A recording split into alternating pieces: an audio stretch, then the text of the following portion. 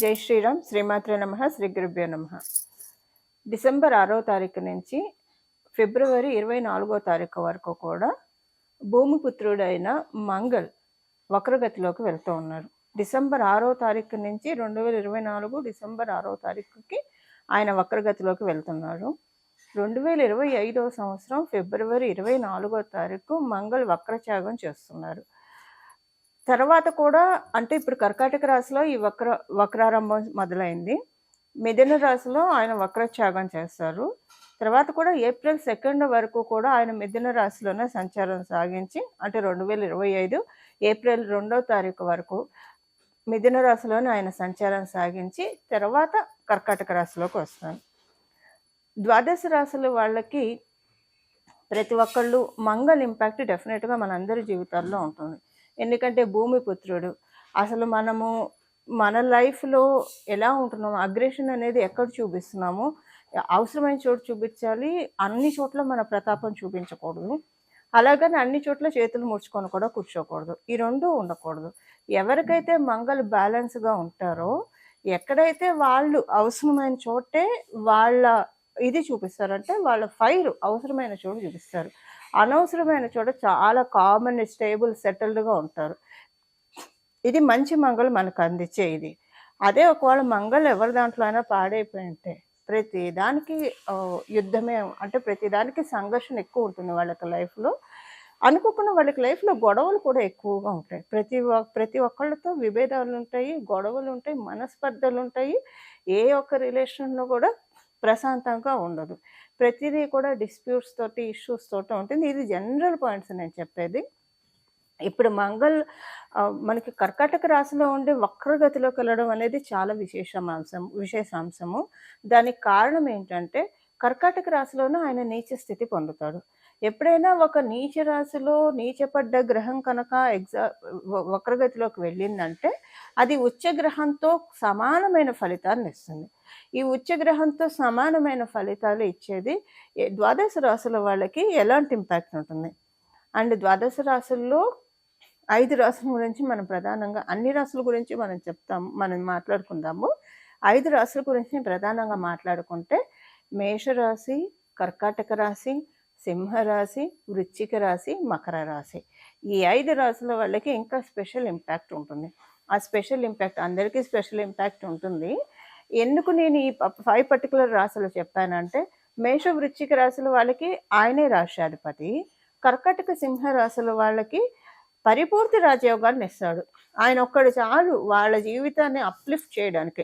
ఇంక ఏ గ్రహం అనుకూలించినా అనుకూలించకపోయినా ఆయన ఒక్కడు చూడ, ఆయన దశ అంతర్దశలో ఆయన కనుక మంచి ప్లేస్లో ఉంటే, మంచి ప్లేస్లో లేకపోయినా మంచిగా చేస్తాడు. మంచి ప్లేస్లో ఉంటే వాళ్ళ జీవితాన్ని 360 degrees ట్రాన్స్ఫర్మేషన్ మోడ్లోకి తీసుకెళ్ళి తీరుతాడు. ఇంకా వేరే గ్రహాల బలం బాగా ఉందనుకోండి, గురు భగవానుడు బలం, ఇలా అందరి బలం బాగా ఉంటే ఇంకా ఎక్స్ట్రీమ్ వాళ్ళకి వెళ్ళిన తర్వాత ఎవరు అంటే వాళ్ళు ఇంకా ఆ పొజిషన్ అనేది వాళ్ళకి సుస్థిరం అయిపోతుంది. ఇంతటి యోగాన్ని ఇచ్చే మంగళుడు కర్కాటక రాశి, సింహరాశి వాళ్ళకి పరిపూర్తి రాజయోగాన్ని ఇస్తాడు. ఇక మకర రాశి అంటే మకర రాశిలోనే ఆయన ఎగ్జాల్టేషన్ తీసుకుంటాడు కాబట్టి మకర రాశి వాళ్ళకి కూడా ఇది ఒక మంచి ఇండికేషన్స్ సూచిస్తుంది. అలా ఇప్పుడు ఈ 5 రాశులు అనే కాకుండా అన్ని రాశుల వాళ్ళకి మంగళ ఇంపాక్ట్ ఎలా ఉంటుంది. కుజ అంటే దీనికి అర్థం మనం కుజుడు అని అంటాం. దీనికి అర్థం కూడా మనం తెలుసుకుందాము. కు అంటే భూమి, జా అంటే పుట్టుట. అంటే జా అనేది మనము దేని నుంచి అయినా పుట్టడాన్ని జా అంటాం.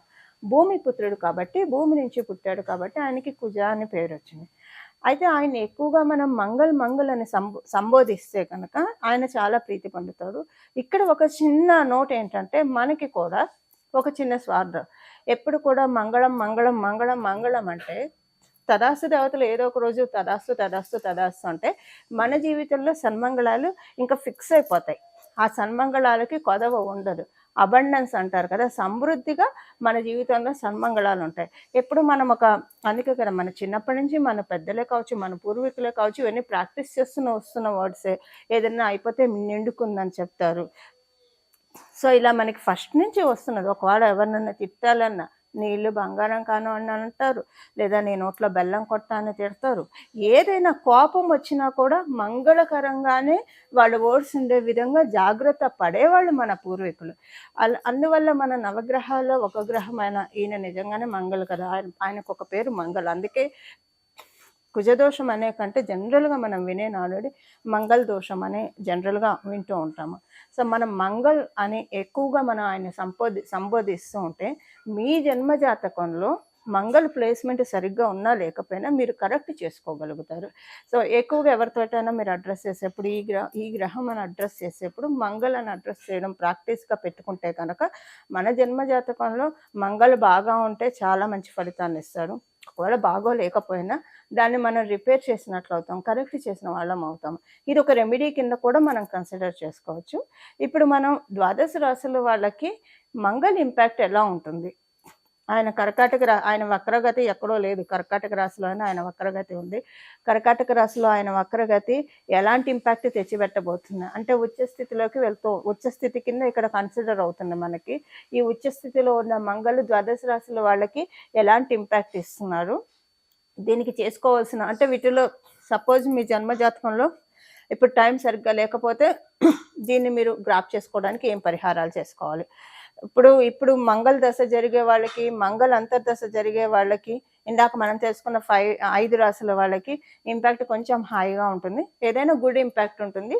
ఈ మంచి ఫలితాలు ఏంటనేది ఇప్పుడు మనం ఒక్కొక్క రాశి వారీగా తెలుసుకుందాం విడివిడిగా. వృషభ రాశిలో పుట్టిన వాళ్ళకి మంగళ వక్రగతి ఎలాంటి మంచి ఫలితాన్ని ఇవ్వబోతుంది?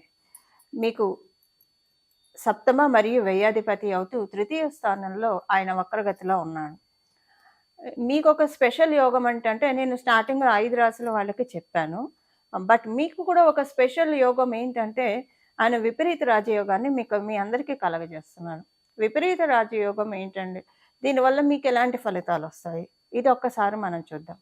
యాక్చువల్గా అయితే మీ రాశి వాళ్ళకి, మీ లగ్నం వాళ్ళకి పరిపూర్తిగా ఆయన అయితే మేలు చేకూర్చే ప్లానెట్ అయితే కాదు మంగళ. కాకపోతే ఇప్పుడు ఆయన మేలు చేయాల్సిన పరిస్థితుల్లోకి ఆయన ఉన్నాడనమాట. ఎందుకంటే తృతీయ స్థానంలో ఉండి మీకు 12th లార్డ్ అవుతూ తృతీయ స్థానంలో వక్రిస్తున్నాడు కాబట్టి మీకు మంచి కాంట్రాక్ట్స్ వస్తాయి. మీరు విదేశాలు వెళ్ళాలని ప్రయత్నిస్తూ ఆ ప్రయత్నాలన్నీ వెంట్రుక వాసలే తప్పిపోతూ ఉంటాయి. వాటన్నిటికీ కూడా ఇప్పుడు కర్టన్ రైజర్ అవుతుంది. ఎక్స్పోర్ట్ అండ్ ఇంపోర్ట్ బిజినెస్ చేసే వాళ్ళకి ఇది అంటే ఆల్రెడీ మీరు ఆ బిజినెస్లో ఉంటే ఇప్పుడు కొత్తగా బిజినెస్ మొదలు పెట్టడానికైతే కాదు, మీరు ఆల్రెడీ ఆ బిజినెస్ ఎంతో కాలం నుంచి చేస్తూ ఉంటే మీకు ఏదైనా పనులు అవ్వకుండా పెండింగ్లో ఉన్నాయి అనుకోండి ఉదాహరణకి, అవన్నీ ఇప్పుడు ముందుకు లైమ్ లైట్లోకి సాగుతాయి. మీరు కమ్యూనికేటివ్ ఫీల్డ్స్లో ఉంటే, మీడియా రంగంలో ఉంటే, పబ్లిక్ ప్లాట్ఫామ్లో ఉన్నా, లేదా సేల్స్ ఫీల్డ్లో ఉన్నా, సాఫ్ట్వేర్ రంగంలో ఉన్నా, ఎందులో ఉన్నా సరే మీకు ఒక మంచి ఐడెంటిటీ వచ్చే టైం ఇది. మీరు కనుక అంతకుముందు ఇప్పుడు మీకు వృషభ రాశి అంటేనే శుక్రుడి యొక్క రాశి. అంతకుముందు మీరు ఎవరైనా ఇబ్బందుల్లో ఉన్నప్పుడు వాళ్ళని కనుక మీరు హెల్ప్ చేస్తుంటే, మోరల్గా కావచ్చు, ఫైనాన్షియల్గా కావచ్చు, అలా హెల్ప్ చేయకుండా మనం ఎవరు ఉండం కదా. ఏదో ఒక రకంగా ఎవరో ఒకరికి మనం అందరం హెల్ప్ చేసుకుంటూనే ఉంటాం, ఎందుకంటే మనది వసుదైక కుటుంబం కాబట్టి. వాటి ఫలితాన్ని ఇప్పుడు మీకు మంగళ ప్రసాదిస్తూ ఉన్నారు. అంటే మీకు ఈ జన్మలో చేసిన సత్కర్మల యొక్క ఫలితాల్ని ఇప్పుడు అనుకుంటూ ఉంటాం కదా, అందరికీ మంచి చేస్తున్నాం, చేతనైనంత మంచి చేయకపోతే పోయాం, చెడైతే ఎవరికి చేయట్లేదు, కానీ ఎందుకులో భగవంతుడా ఇలాంటి పరిస్థితులు వస్తున్నాయని అనుకుంటూ ఉంటాం. ఇప్పుడు మీ రాసే వాళ్ళకి ఏంటంటే మీరు ఇన్నాళ్ళు చేసిన మంచికి మీకు ఒక మంచి ఫలితాన్ని, స్వీట్ రిజల్ట్స్ని ఇప్పుడు డెస్టినీ ఇస్తుంది, అది మంగళ రూపంలో అందజేస్తుంది. అది మీరు ఒక్కొక్కటి ఎక్స్పీరియన్స్ అవుతున్న కొద్దీ మీకు తెలుస్తూ ఉంటుందండి. సో అది కరెక్ట్గా కోరిలేట్ అయ్యేట్టే ఉంటాయి. మీరు ఒకళ్ళకి హెల్ప్ చేశారు, ఈ టైంలో దానికి తగ్గ రిజల్ట్సే మీకు వస్తాయి. ఇలా అంటే మీరు ఎక్స్పీరియన్స్ అవుతూ ఉన్న కొద్దీ ఇప్పుడు నేను చెప్పే పాయింట్స్ అన్నీ మీకు తెలుస్తాయి. మీరు ఏదైనా కొత్త జాబ్ కోసం ఎంటర్ అవ్వాలని అనుకుంటే చాలా బాగా ఉంది. కాంట్రాక్ట్ వర్క్స్, గవర్నమెంట్ కాంట్రాక్ట్ కావచ్చు, కాంట్రాక్ట్ వర్క్స్ చేసేవాళ్ళు ఎవరికైనా సరే ఈ ట్రాన్సిట్ చాలా బాగా ఉంది, మంచి చక్కటి ఫలితాలు ఇస్తుంది. కమ్యూనికేషన్, ఎస్పెషల్లీ కమ్యూనికేషన్స్ చాలా బాగా వెళ్తుంది. కాకపోతే కొంచెం కమ్యూనికేషన్లో లిటిల్ అగ్రెషన్ ఉండే అవకాశం ఉంది. ఆ అగ్రెషన్ని కొంచెం సప్రెస్ చేసుకోండి. ఇక్కడ మీరు సాటర్న్ని యాక్టివేట్ చేయాలి, శనైశ్వరుని యాక్టివేట్ చేయాలి. కొంచెం మీ ఆలోచనలో అంటే మనం మాట్లాడే కమ్యూనికేషన్లో అగ్రెసివ్ కంటే కూడా మెచ్యూర్డ్ మెంటాలిటీ మెచ్యూరిటీని మనం అప్లై చేస్తే కనుక అది ఇన్ కేస్ అగ్రెసివ్‌గా మాట్లాడినా కూడా ఒక పొందిగ్గా వెళ్తుంది. అది అవతల వాడికి కమ్యూనికేట్ అయ్యేది. సో, అలా ఉండేట్టు మీరు కొంచెం జాగ్రత్త పడండి. ఎంతైనా ఒక చిన్న పించింగ్ ఇస్తాడాయన. పూర్తిగా అనుకూలుడు కాదు కాబట్టి. సో, మీరు కమ్యూనికేషన్ ఎందుకంటే ఫ్రీ ఫ్లో ఆఫ్ స్పీచ్ ఉంటుంది మీకు. చాలా ఆనందంగా ఉంటారు. చాలా ఓవర్‌వెల్మింగ్‌గా ఉంటారు. ఈ ఓవర్‌వెల్మింగ్‌లో మీ చేత టక్కన తెలియకుండా అగ్రెసివ్‌గా అవతల వాళ్ళ చేత మాట్లాడించి వాళ్ళు హర్ట్ అయ్యి దాన్ని వాళ్ళెళ్లి మళ్ళీ ఒక 10 మందికి జెప్పి, ఇలా మాట్లాడారు వీళ్ళు అని చెప్పి తెగ కొంచెం రచ్చ రచ్చ అయ్యే అవకాశం ఉంది. సో, అందుకని కొంచెం అది మీకు పూర్తిగా ఆయన అనుకూలుడు కాదు కాబట్టి, రాజయోగాన్ని ఇస్తాడు, ఇవ్వడం ఇస్తాడు. వాడొక చిన్న మచ్చ పెట్టిస్తాడు. అందువల్ల దాంట్లోకి మీరు లోనవ్వకుండా ఇక్కడ మీరు శనీశ్వరుడి స్ట్రెంగ్త్‌ని అప్లై చేయడం చాలా మంచిది. సో, చాలా మెచ్యూర్డ్ అంటే అగ్రెసివ్ అనేది లేకుండా మీరు ఎంతైనా కమ్యూనికేట్ అవ్వచ్చు. ఫ్రీగా కమ్యూనికేట్ అవ్వచ్చు. మీ కమ్యూనికేషన్‌లో అగ్రెషన్ మటుకు అస్సలు రానీయకండి. రానీయకపోతే మీరు బ్యాడ్ మంగల్‌ని మీరు యాక్టివేట్ చేయకుండా ఉన్నవాళ్ళవుతారు. అప్పుడేంటంటే గుడ్ మంగల్ యొక్క రిజల్ట్సే మీరు చూడగలుగుతారు. మనం అన్నీ కూడా మన ప్రాక్టికల్‌గా మన బిహేవియర్ తోటి అండ్ మన థాట్ ప్రాసెస్ తోటి మన లైఫ్‌ని మనమే చాలా సెటరేట్ చేసుకోవచ్చు. అందులో ఇది ఒకటి. అంటే గ్రహాల యొక్క పల్స్‌ని మనం తెలుసుకోవాలి. నవగ్రహాల యొక్క పల్స్‌ని మనం తెలుసుకోవాలి. వాళ్ళకి అప్పీల్ చేసేట్టే మన ప్రవర్తనను ఎప్పటికప్పుడు మనం ఉంచుకుంటే, అసలు మన జన్మజాతకం ఎలా ఉన్నా మనకెప్పుడు బాగా ఉంటుంది. సన్మంగళాలుగానే ఉంటుంది. ఇప్పుడు మీకు ఈ పాయింట్ బాగా అప్లికేబిలిటీ ఉంటుంది. సో, ఎంత కామ్ అండ్ కంపోజ్డ్‌గా మాట్లాడతారో, ఎంత మెచ్యూర్డ్‌గా ఆల్రెడీ మీరు చాలా మెచ్యూర్డ్‌గా మాట్లాడతారు. అందులో అసలు న్యాచురల్ జోడియాక్‌లో సెకండ్ హౌస్ అసలు ఇబ్బందే లేదు అందులో. కాకపోతే మంగళ ఈ టైంలో కొంచెం మీ మెచ్యూరిటీని దెబ్బతీసే అవకాశం ఉంది కాబట్టి, ఈ ఒక్క పాయింట్‌లో మీరు జాగ్రత్తగా ఉండాలి. అలాగే మ్యారిటల్ లైఫ్‌లో ఇష్యూస్ ఏమన్నా ఉంటే అవి సెటరేట్ అవుతాయి. మీ స్పౌస్‌కి ఇప్పుడు మీ జాతకరీత్యా చాలా మంచి శుభ సమయము. మీరు వివాహ ప్రయత్నాలు చేస్తూ ఉంటే, వివాహ ప్రయత్నాలు చాలా బాగా సాగుతాయి. వ్యాపారస్తులకి చాలా మంచి వ్యాపారస్తులందరికీ కూడా చాలా మంచి శుభ సమయం. మీకు యంగర్ సిబ్లింగ్స్ ఉంటే, వాళ్ళతోటి మీకు రిలేషన్ సరిగ్గా లేకపోతే అదంతా కూడా ప్యాచప్ అయ్యే టైము. మీ యంగర్ సిబ్లింగ్స్‌కి కూడా ఏదైనా మంచి జరిగే సమయం. వాళ్ళ ఇంట్లో ఏదైనా ఒక ఈవెంట్ జరుగుతుంది. ఇది ఎల్డర్ సిబ్లింగ్స్‌కి అప్లికేబిలిటీ ఉండదు. కేవలంగా యంగర్ సిబ్లింగ్స్ మాత్రమే ఈ పాయింట్ అప్లికేబిలిటీ ఉంటుందన్న విషయాన్ని తెలుసుకోండి. ఇలాగ మీకు ఎలా చూసుకున్నా మనకి మంచి ఫలితాన్ని మీకు అందజేస్తున్నాడు. విపరీత రాజయోగాన్ని బిస్టో చేస్తున్నాడు. దీంట్లో మీరు కొంచెం జాగ్రత్తగా ఉండాల్సిందేంటంటే కమ్యూనికేషన్స్ చాలా బాగా ప్రాపర్‌గా రీచ్ అవుతే మంచి పేరొస్తుంది. పేరొచ్చినప్పుడు కొంచెం డీఫేమ్ అయ్యే ఛాన్సెస్ కూడా ఉంటుంది కాబట్టి చాలా ఓవర్ కాలిక్యులేటెడ్‌గా ఉండాలి ఈ టైంలో మీరు. తప్పదు. ఓవర్ థింకింగ్ మంచిది కాదు. బట్ ఈ టైంలో మీరు సాటర్న్‌ని యాక్టివేట్ చేయాలి. శనైశ్వరుని యాక్టివేట్ చేయాలి. విపరీతమైన ముందు చూపిచ్చేస్తాడాయన. విపరీతమైన ముందు చూపే మీకు శ్రీరామ రక్ష ఈ టైంలో. పెద్దగా ఏదో ఇబ్బందులొస్తాయని కాదు. బట్ చిన్నది కూడా మనం ఎందుకు తీసుకోవాలి చెప్పండి? అంతా మనం జాగ్రత్తగా ఉంటే అంతా బావుంటుంది కదా! ఆ పాయింట్‌లోనే ఇవన్నీ చెప్తున్నాను. ఇవి మీ రాశి వాళ్ళకి, మీ రాశిలో పుట్టిన వాళ్ళకి మంగళ వక్రగతిలోకెళ్తూ ప్రసాదించే ఫలితాలు. మంగళ వక్రగతి కర్కాటక రాశిలో ఉన్న మంగళ వక్రగతి ఉచ్చ ఫలితాలని మనందరి జీవితంలో సన్మంగళాలని మనం పొందడానికి మనందరం చేసుకోవాల్సిన పరిహారము. లక్ష్మీ నరసింహస్వామి వారి ఆరాధన. నమో భగవతే లక్ష్మీ నారసింహాయ. నమో భగవతే లక్ష్మీ నారసింహాయ. నమో భగవతే లక్ష్మీ నారసింహాయ. ఈ నామాన్ని ప్రతిరోజు 108 సార్లు అంతకంటే మించిన సార్లు మీకు ఓపికండి టైం తీరిక ఉంటే లేదా మీరు ఏ పని చేస్తున్నా సరే మీ పని మీరు చేసుకుంటూ ఈ నామాన్ని 24/7 మీ మనసులో అనుకుంటూ ఉంటే పడుకున్నప్పుడు మెలుకు వచ్చినప్పుడు కూడా ఈ నామాన్ని జపించగలిగితే చాలా మంచిది. ఇదొకటి. మీరు స్వామివారికి సంబంధించిన అష్టోత్తరము, స్తోత్రాలు ఇవేవన్నా చదువుకుంటే మంచిది. ఇంటి దగ్గర ఉన్న లక్ష్మీ నరసింహస్వామి వారి క్షేత్రాలు కావచ్చు, లేదా ఆయన స్వయంభూగా వెలిసిన క్షేత్రాలు కావచ్చు. వీటిని ఈ సమయంలో ఏదో ఒకసారి దర్శించుకోవడానికి ప్రయత్నిస్తే మంచిది. వీటన్నిటితో పాటు మేజర్‌గా మనం చేయాల్సింది లక్ష్మీ నరసింహస్వామి వారి అవతార ఘట్టాన్ని మనం ప్రతిరోజు మననం చేసుకోవాలి మనసులో. శ్రీమద్ భాగవతంలో దశావతారాల గురించి మనకి ప్రస్తావన ఉంటుంది. అందులో ఒకటైన లక్ష్మీ నరసింహస్వామి వారి అవతారం ఘట్టము ప్రతిరోజు చదివితే చాలా మంచిది. చదివితే అసలు చాలా మంచిది. లేదా విన్నా మంచిది. ఈ రెండిటికి టైం కుదరలేదు. అసలైతే మనకు తెలుసు కదా ప్రహ్లాద చరిత్ర, లక్ష్మీ నరసింహస్వామి ఆవిర్భావం ఎలా అయింది. ఇవన్నీ రోజు మననం చేసుకోవడం. ప్రతిరోజు మీరు చక్కగా స్నానం చేశాక లక్ష్మీ నరసింహస్వామి అవతార ఘట్టాన్ని ఒక్కసారి మననం చేసుకుంటే చాలా సన్మంగళాలు జరుగుతాయి. ఇక్కడేంటంటే ఆయన ఉచ్చస్థితి పొందుతుంది. నీచ స్థితి అయిన కర్కాటక రాశిలో ఆయన ఉచ్చస్థితి వక్రగతిలో ఉండి పొందుతూ ఉన్నాడు.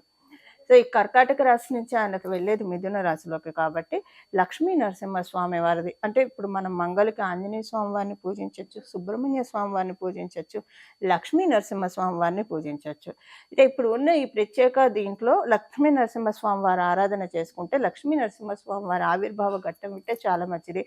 మీరు కార్తికేయుడిని పూజించొచ్చు, హనుమంతుడిని కూడా పూజించొచ్చు, ఎవరినైనా పూజించొచ్చు. లేదా ముగ్గురిని కలిపి పూజిస్తామంటే ఇంకా మంగళం, ఇంకా శుభంగా ఉంటుంది. ఈ విధంగా ఈ వక్ర గతిలోకి అంటే డిసెంబర్ 6 నుంచి ఫిబ్రవరి 22 ఆ తర్వాత కూడా కంటిన్యూ చేయండి. ఏప్రిల్ వరకు కనీసం కంటిన్యూ చేయడానికి ప్రయత్నించండి. ఎందుకంటే మిథున రాశిలో నుంచి ఆయన కర్కాటక రాశిలోకి రావడానికి ఏప్రిల్ ఫస్ట్ వీక్ పడుతుంది కాబట్టి వినడానికి, చదవడానికి లేదా మననం చేసుకోవడానికి ప్రయత్నించండి. నామాల్ని జపించండి. మీరు స్నానం చేసిన వెంటనే బీజాక్షరాలు చేసి బీజాక్షరాలు చేసుకొని మంత్ర జపం చేసుకోవచ్చు. ఇంకా డే అంతా మనం ఎక్కడ ఉన్నా, ఏ ప్రదేశంలో ఉన్నా జపించాలంటే నామం ఉత్తమము. సో, డే అంతా మనము అంటే ఒక పూజా గదిలోనే స్నానం చేసిన అరగంటో, గంటో అని కాకుండా డే అంతా కూడా మనం భగవంతుడితోటి కనెక్ట్ అయ్యి ఉండాలి. రోజంతా కూడా మనం వృధాగా చేసుకోకుండా భగవంతుడి నామాన్ని మనసులో జపించుకోవాలి. మానసిక జపానికి ఎటువంటి దోషాలు ఉండవు. సో, ఈ విధంగా కనుక మనం జపించుకుంటే మన జీవితంలో సన్మంగళాన్ని తెచ్చిపెడతారు. ప్రత్యేకించి ఇప్పుడు మంగళ దశ జరిగే వాళ్ళు, మంగళ అంతర్దశ జరిగే వాళ్ళకి ఇది మంచి ఇంపాక్ట్ ఉంటుంది. దీన్ని మనం చక్కగా క్యాష్ హోల్డ్ చేసుకోవడానికి ప్రయత్నిద్దాము. మన జీవితంలోకి సన్మంగళాన్ని మనం ఆహ్వానిద్దాము. సన్మంగళాల గంటికల్ని మన జీవితంలో మనం మోగిద్దాము. ఇలా మనందరం మోగించాలని చెప్పి నేను కూడా మనందరి తరఫున లక్ష్మీ నరసింహస్వామి వారిని, ఆంజనేయ స్వామి వారిని మరియు సుబ్రహ్మణ్య స్వామి వారిని మనస్ఫూర్తిగా శరణు వేడుకుంటూ మంగళం. నమో భగవతే వాసుదేవాయ.